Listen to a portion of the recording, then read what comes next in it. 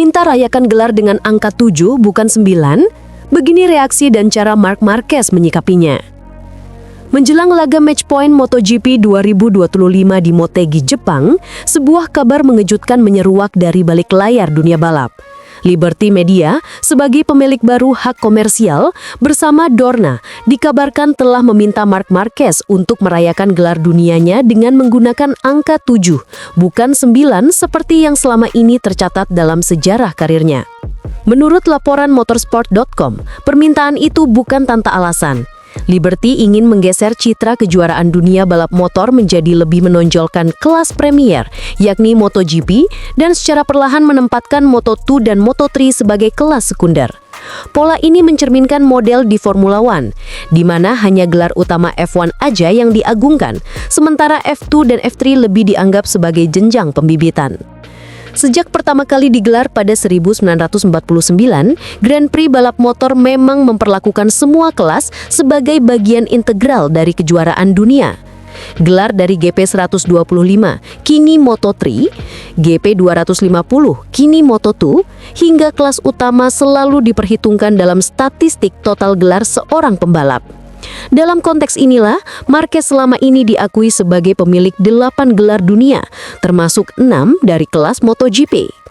Namun, situasi tampaknya mulai berubah. Dalam kunjungan perwakilan Liberty ke sirkuit Misano pada seri San Marino pertengahan September pertama lalu, muncul dorongan internal untuk melakukan reposisi citra. Moto2 dan Moto3 akan dipromosikan sebagai kelas pengembangan, sementara MotoGP didorong sebagai satu-satunya mahkota sejati yang diperhitungkan secara resmi dalam branding global ke depan. Demi memperkuat langkah tersebut, Liberty dan Dorna bahkan dikabarkan telah menginstruksikan para broadcaster untuk memberi porsi sorotan jauh lebih besar pada MotoGP, sembari mengurangi porsi liputan Moto2 dan Moto3. Implikasinya, jika Marquez berhasil mengunci gelar dunia di Motegi, maka perayaan resminya akan dipromosikan sebagai 7 kali juara dunia MotoGP, alih-alih 9 kali juara dunia Grand Prix. Bagi sebagian pihak, langkah ini dinilai bisa mengikis sejarah yang telah lama dijunjung dalam dunia balap motor. Namun Liberty tampaknya menilai penguatan citra kelas premier lebih penting demi kepentingan komersial jangka panjang, terutama untuk memaksimalkan potensi pasar global MotoGP yang kini sedang berkembang pesat.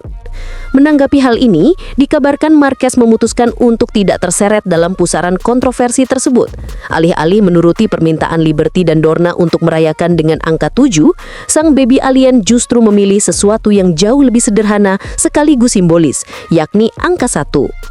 Keputusan ini diambil untuk menghindari diskursus dan perdebatan yang tidak perlu, tulis El Periodico dalam laporannya. Marquez akan merayakan gelarnya dengan angka 1 di kaos, spanduk, dan selebrasinya. Pesan bahwa ia adalah sang nomor 1 dunia saat ini tanpa perlu membahas total gelar masa lalu. Sikap Marquez ini dinilai sebagai langkah elegan yang menunjukkan kematangan seorang juara. Ia tidak ingin kemenangan terbesarnya musim ini dikaburkan oleh perdebatan teknis tentang cara menghitung gelar. Bagi Marquez, angka hanyalah simbol. Yang terpenting adalah membuktikan siapa yang tercepat dan terbaik di lintasan. Sesuatu yang telah ia lakukan sepanjang musim 2025 dengan dominasi nyaris mutlak. Maka ketika Liberty mencoba mendefinisikan ulang sejarah, Marquez justru menanggapi dengan rendah hati. Cukup 1 angka untuk menggambarkan siapa penguasa sejati, angka 1. Dalam banyak kesempatan, Marquez sendiri pernah menegaskan bahwa obsesinya bukan pada jumlah gelar, melainkan pada sensasi mengalahkan para rival terbaik di atas motor tercepat. Musim ini, bersama Ducati, ia telah membuktikannya lewat rangkaian kemenangan brilian yang mengembalikannya ke puncak dunia. Keputusan ini juga dipandang sebagai pesan simbolis bagi dunia balap, bahwa gelar, penghargaan, dan rekor hanyalah konsekuensi dari kerja keras, bukan tujuan utama. Dengan memilih angka 1, Marquez menegaskan bahwa setiap musim dimulai dari nol, dan hanya performa terkinilah yang benar-benar menentukan siapa yang pantas disebut raja. Kini, dunia menanti apakah di Motegi nanti Marquez benar-benar akan mengunci gelar dunia ke-7-nya di kelas MotoGP atau yang ke-9 dalam hitungan di semua kelas, sekaligus mengukuhkan dirinya sebagai simbol keunggulan mutlak di era baru MotoGP. Apapun angka yang tertera di spanduk selebrasinya nanti, satu hal sudah pasti, musim 2025 telah menjadi saksi kebangkitan salah satu talenta paling langka yang pernah lahir di dunia balap roda 2. Dan lewat satu angka yang sederhana itu, Marquez seolah ingin berkata kepada dunia, "Aku bukan hanya juara masa lalu, aku adalah nomor 1 saat ini." Sang singa Ducati yang tak lagi diam. Marc Marquez, mereka hanya mengobarkan api kemarahan saya. Api tak pernah memilih kapan ia menyala. Tapi seorang petarung sejati tahu kapan ia harus membakarnya. Kalimat itu terasa tepat menggambarkan akhir pekan di Misano. Selama akhir pekan yang penuh tekanan, hingga bendera finish berkibar, pembalap Spanyol itu mengukir narasi yang menggetarkan. Nyaris seperti adegan dalam film yang ia tulis sendiri. Sejak awal pekan, tekanan menumpuk di pundaknya. Kesalahan kecil terjatuh di sprint hari Sabtu, membuat para penggemar fanatik lokal langsung menghujani dengan sorak-sorai ejekan, olok-olokan, dan cemoohan dari tribun suara yang begitu menggelegar. Tapi Marc bukan tipe yang menjawab dengan dalih. Ia menjawab dengan kecepatan. Ia menjawab dengan presisi. Dan yang paling penting, ia menjawab dengan kemenangan yang tak terbantahkan. Dalam pernyataan pasca balapan, wajahnya memancarkan ketenangan yang hanya dimiliki pembalap besar yang sudah berkali-kali melawan badai. Pada akhirnya, saya merasa sudah waktunya berbicara di trek hari ini. Karena kami membuat kesalahan kemarin. Ucapnya pelan namun mantap. Kalimat sederhana itu terasa seperti sebuah deklarasi bahwa satu kesalahan tidak pernah cukup untuk meruntuhkan semangat seorang juara. Tekanan dari media, kritik dari publik, dan gosip di padok, semua itu menurutnya bukan penghalang, justru menjadi bahan bakar. Komentar-komentar itu hanya membakar semangat di dalam diri. "Teruslah berkubar," ujarnya lagi. Mata tajamnya memancarkan sesuatu yang tak bisa dibeli, kebanggaan dan bara yang belum padam. Balapan itu sendiri berjalan seperti simfoni yang ia kendalikan. Sejak awal, Marc Marquez mengatur tempo, menjaga ritme, dan membatasi risiko dengan ketelitian surgikal.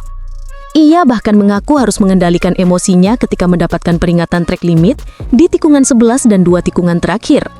Karena satu kesalahan tambahan berarti hukuman long lap yang bisa menghancurkan segalanya. Saya tahu, satu lampu hijau lagi berarti putaran panjang. Jadi saya harus ekstra hati-hati, katanya. Namun di balik semua itu, ada lapisan cerita lain yang lebih dalam, tentang mentalitas seorang juara yang tak mau tenggelam dalam bayangan siapapun. Saat ditanya soal perebutan gelar melawan adiknya, Alex Marquez, ia hanya tersenyum. "Kita akan berusaha menyelesaikannya sesegera mungkin, tanpa menggila. Menyelesaikannya di kandang Honda tidaklah penting. Yang penting adalah meraihnya, dimanapun itu. Tidak ada retorika kosong, tidak ada obsesi berlebihan. Yang ada hanyalah fokus pada tiap balapan, satu demi satu. Seolah tiap lap itu dunia yang harus ia menangkan. Baginya angka hanyalah angka. Yang penting adalah pesan yang ia kirimkan di tiap tikungan, bahwa dia masih ada, masih lapar, dan masih buas.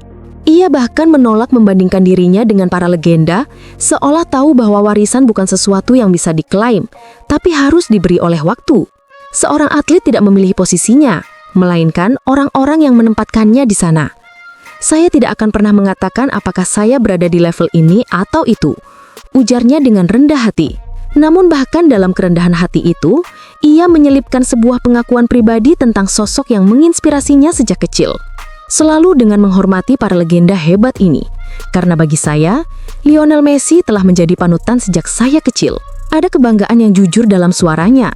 Seolah ingin mengatakan bahwa ambisinya bukan untuk menjadi Messi dari dunia balap, melainkan menjadi Marc Marquez, versi terbaik yang mungkin ada. Balapan di Misano ini menguras segalanya. Ia mengaku fisiknya dipaksa bekerja hingga batas, persis seperti akhir pekan sebelumnya. Tidak, balapan ini benar-benar mengerahkan segalanya, seperti akhir pekan lalu, katanya tegas. Ia bahkan membedah faktor-faktor teknis yang membentuk performanya, menyoroti pengaruh hujan malam sebelumnya yang membuat trek kehilangan sedikit grip, sekaligus memaksanya mengubah pendekatan dalam berkendara. Kita meningkatkan kecepatan karena kondisi trek, karena hujan tadi malam membuat kita sedikit kehilangan grip. Jelasnya, di balik kalimat teknis itu, tersirat betapa adaptifnya Marc Marquez. Kemampuan membaca kondisi dan mengubah strategi seketika adalah kualitas yang hanya dimiliki para pembalap besar. Bagi Marc Marquez, setiap akhir pekan adalah arena pertarungan.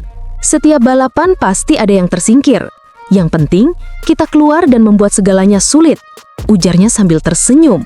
Kalimat itu sederhana, tapi diucapkan dengan keyakinan seekor singa yang baru saja menancapkan kukunya dalam-dalam di tanah kekuasaannya. Ketika disinggung soal dominasi Aprilia dan Ducati, ia menolak menyederhanakannya sebagai pertarungan antar merek. Saya rasa bukan hanya Ducati atau Aprilia. Ini sedikit kombinasi dari gaya berkendara, motor, ban, dan trek, jelasnya. Ia tahu kemenangan bukan hanya soal mesin, tapi tentang kesatuan antara tubuh, pikiran, dan teknologi yang bergerak harmonis seperti orkestra. Dan pada akhirnya, ia menutup pembicaraan dengan satu pernyataan yang merangkum seluruh akhir pekan ini. Yang penting, kita tampil di sana, hadir di sana, dan berjuang. Tidak ada janji berlebihan, tidak ada drama. Hanya kepastian bahwa selama ia masih menunggangi Ducati merah itu, setiap lap akan jadi pertarungan hidup dan mati. Dan bahwa siapapun yang mencoba menjenakannya harus siap menatap mata seekor singa. Musim terburuk Pecco Bagnaia, Ducati gagal selamatkan sang raja. Dari puncak turun ke jurang keterburukan, apa yang sebenarnya terjadi? Hidup selalu mengajarkan satu hal sederhana, tidak ada yang abadi. Sehebat apapun seseorang berdiri di puncak, selalu ada masa di mana angin berubah arah dan langit cerah mendadak ditutupi awan gelap. Dunia olahraga, termasuk MotoGP, adalah cermin paling jujur dari filosofi itu. Hari ini Anda seorang juara, dialu-alukan, disanjung, bahkan ditakuti lawan. Namun besok, Anda bisa saja menjadi sosok yang tenggelam, kehilangan arah, dan terus dipertanyakan eksistensinya. Francesco Bagnaia sedang menjalani fase itu.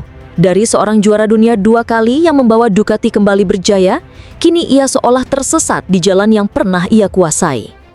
Musim MotoGP 2025 baginya bukanlah perjalanan mempertahankan mahkota, melainkan pergulatan batin antara mempertahankan harga diri atau tenggelam dalam keraguan. Balapan di GP Catalunya hanyalah satu dari sekian banyak gambaran suram musim ini. Memang, ia menutup balapan dengan finish ke-7 setelah start dari posisi ke-21. Sebuah pemulihan yang bisa disebut heroik di atas kertas. Namun, kenyataan tetap berbicara lain. Untuk seorang juara dunia, hasil itu lebih mirip bentuk perlawanan terakhir ketimbang tanda kebangkitan. Barcelona seharusnya menjadi panggung kejayaan Bagnaia. 3 tahun berturut-turut ia menguasai lintasan ini, menjadikannya semacam rumah kedua. Namun pada 2025, panggung itu direbut Alex Marquez, sementara sang kakak Marc Marquez berdiri di podium kedua. Pecco hanya bisa melihat, menelan kenyataan bahwa ia bukan lagi protagonis utama di sirkuit yang dulu selalu ramah baginya. Sabtu menjadi hari paling kelam. Lolos di posisi 21 adalah rekor buruk yang sulit dicerna. Bahkan di musim debutnya bersama Pramac pada 2019, ia tidak pernah start sejauh itu. Ekspresi Davide Tardozzi di pedok, sebuah gelengan kepala yang dalam, menceritakan lebih banyak daripada 1000 kata. Sprint race keesokan harinya tidak memperbaiki keadaan. Hanya finish di posisi ke-14, tertinggal lebih dari 1 detik per lap dari Marc Marquez. Itu bukan sekedar kekalahan, melainkan jurang perbedaan kualitas. Hari Minggu memang sedikit lebih cerah. Swing arm baru dipasang pada Desmosedici GP25 miliknya. Hasilnya cukup signifikan. Ia melangkah ke depan, menyalip demi menyalip, masuk 10 besar, dan akhirnya finish ke-7 setelah duel sengit dengan Ai Ogura dan Luca Marini. Namun tetap saja, ia masih terpaut 16 detik dari pemenang. Performa ini tidak cukup untuk menepis keraguan publik, apalagi bagi seorang juara dunia yang pernah mendikte ritme balapan. Masalah utamanya bukan sekedar pada motor, tetapi pada rasa percaya diri yang hilang. Pecco sendiri mengakui bahwa ia tidak lagi memiliki feeling yang sama dengan GP25, berbeda dengan musim lalu saat GP24 terasa seperti perpanjangan dari tubuhnya sendiri. Kini, ia sulit mengendalikan motor saat masuk tikungan, sulit menjaga ritme, dan lebih sering bertarung dengan dirinya sendiri ketimbang dengan lawan di lintasan. Inilah siklus yang mematikan. Tanpa rasa percaya diri, kemenangan tidak akan datang. Namun tanpa kemenangan, rasa percaya diri juga tidak akan kembali. Tardozzi bahkan menegaskan, sebanyak yang bisa kami bantu, ia juga harus membantu kami untuk membantunya. Kalimat itu terdengar sederhana, namun di baliknya tersimpan keputusasaan. Statistik hanya mempertegas luka itu. 4 balapan terakhir tanpa podium. Pole position di Brno hanya berbuah finish keempat, hujan di GP Prancis dan Inggris menghapuskan poin. Semua kontras dengan musim 2024 ketika hampir setiap pekan Pecco hadir di podium. Yang lebih pahit, semua ini terjadi di saat Marc Marquez justru menemukan momentumnya. Setelah bertahun-tahun berkutat dengan cedera dan motor Honda yang tak kompetitif, kini ia kembali dengan Ducati. Dengan kepercayaan diri yang terus meningkat, Marquez tampil hampir tanpa celah. Perbandingan ini membuat Pecco semakin terpojok. Dunia melihat motor yang sama bisa membawa Marquez terbang, tetapi Bagnaia justru tertatih-tatih. Dalinya mencoba menenangkan dengan menyebut bahwa sensasi GP25 memang berbeda, dan itu alasan utama turunnya performa. Ducati berjanji mencari solusi, menunggu tes Misano untuk menemukan jawaban. Namun waktu tidak menunggu, jika Marquez mengunci gelar sebelum Bagnaia menemukan jalan keluar, musim ini akan dikenang sebagai mimpi buruk yang tak terlupakan.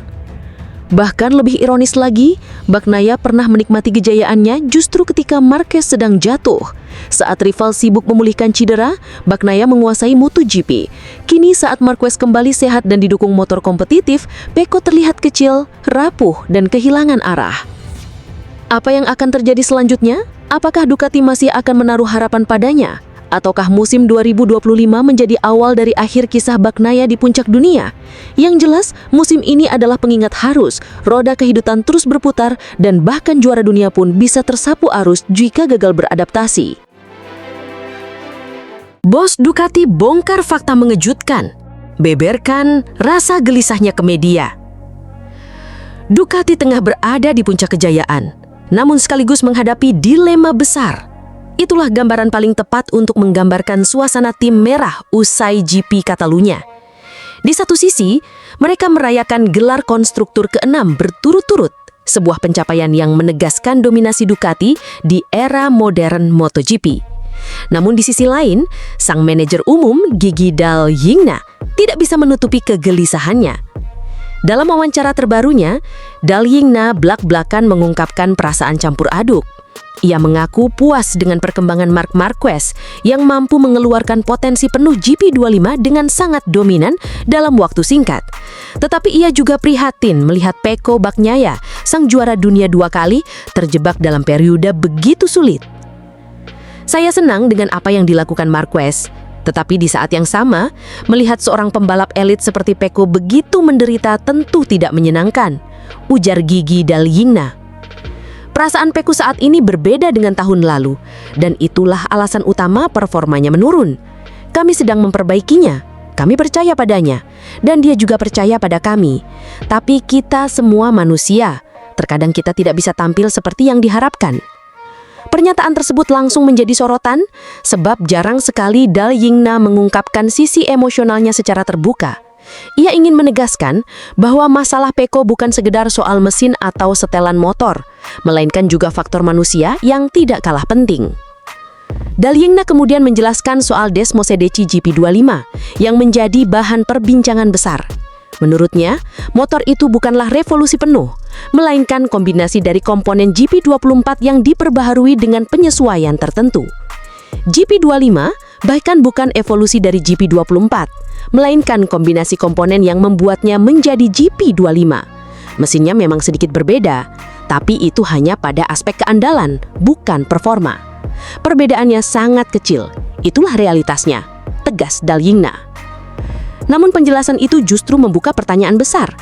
Mengapa Marc Marquez mampu langsung kompetitif dengan GP25, sedangkan Pecco tampak sekali kesulitan? Dal-Yingna memberi gambaran bahwa kuncinya ada pada proses adaptasi. Ducati sempat melakukan perubahan kecil pada setelan Marc Marquez saat tes di Aragon. Hasilnya, rider Spanyol itu menemukan rasa percaya diri yang selama ini ia cari. Sekarang, dia tampil sangat percaya diri. Saya mengharapkan itu dari Marquez, jelasnya. Berbeda halnya dengan Pecco. Meski memiliki motor serupa, ia belum mampu menemukan rasa yang sama. Dari luar terlihat, setiap kali mencoba mengejar ritme, Pecco justru kehilangan stabilitas, terutama saat pengereman dan saat keluar masuk tikungan. Dal-Yingna menegaskan bahwa tidak adil jika masalah Pecco hanya dikaitkan dengan aspek teknis. Baginya, manusia jauh lebih kompleks dibanding mesin. Ada aspek psikologis, kepercayaan diri, bahkan tekanan mental yang bisa mempengaruhi performa di lintasan. Semua hal yang berkaitan dengan manusia tidak pernah semata-mata teknis, tegas Dal Yingna.